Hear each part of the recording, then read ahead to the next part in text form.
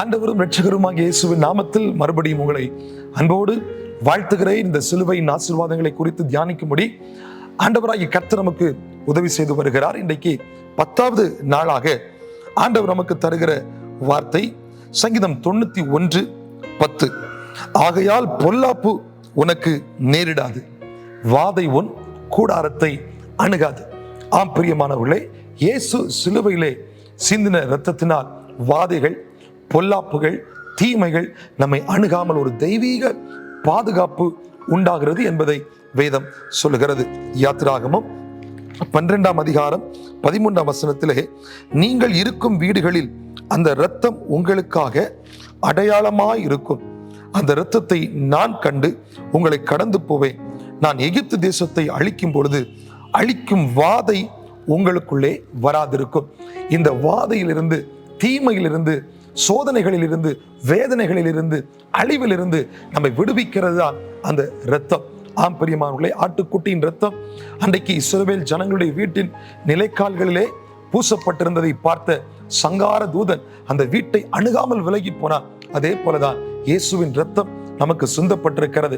அந்த இரத்தம் நம்முடைய நெற்றிகளின் மேல் அவைகள் அடையாளமாய் கொடுக்கப்பட்டிருக்கிறது. அந்த இயேசுவின் இரத்தம் நமக்குள்ளே இருக்கும் பொழுது, நம்முடைய நெற்றிகளிலே அடையாளமாக இருக்கும் பொழுது, எந்த தீமைகளும் சேதங்களும் உலகத்தை அச்சுறுத்துகிற பொல்லாங்கான காரியங்களும் அழிவுகளும் வேதனைகளும் வாதைகளும் நம்முடைய கூடாரத்தையும் நம்முடைய உள்ளத்தையும் நம்முடைய சரீரங்களையும் ஆளுகை செய்யாமல் அவைகள் நம்மை விட்டு விலகி போகும் என்பதை இந்த வார்த்தை சொல்கிறது.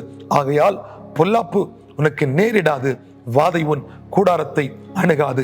இந்த வாதைகள் ஒன்று நம்முடைய வாழ்வையும் நம்முடைய கூடாரத்தையும் அணுகாதபடி சிலுவையிலே சிந்தப்பட்ட இயேசுவின் இரத்தம் நமக்கு அடையாளமாக, நமக்கு பாதுகாப்பாக இருக்கிறது. இந்த தெய்வீக பாதுகாப்பை பெற்றிருக்கிற நீங்கள் எவ்விதத்திலும் நீங்கள் தளர்ந்து தள்ளாடி விடாதபடி கர்த்தர் உங்களை சுகபத்திரமாய் தாங்கிச் சொல்வார். அழிவுக்கு உங்களை விலக்கி காப்பார். அகால மரணங்களுக்கும் தீமைகளுக்கும் ஆபத்துகளுக்கும் கர்த்தர் உங்களை விலக்கி காப்பார். இதற்கு சிலுவையிலே சிந்தப்பட்ட இயேசுவின் இரத்தம் நமக்கு உதவியாக காரணமாக இருக்கிறது. இயேசுவே, உடைய இரத்தம் எங்களை கழுவி சுத்திகரிப்பதோடு எங்களுக்கு தெய்வீக பாதுகாப்பையும் தரட்டும் என்று நீங்கள் கேட்டு பாருங்கள்.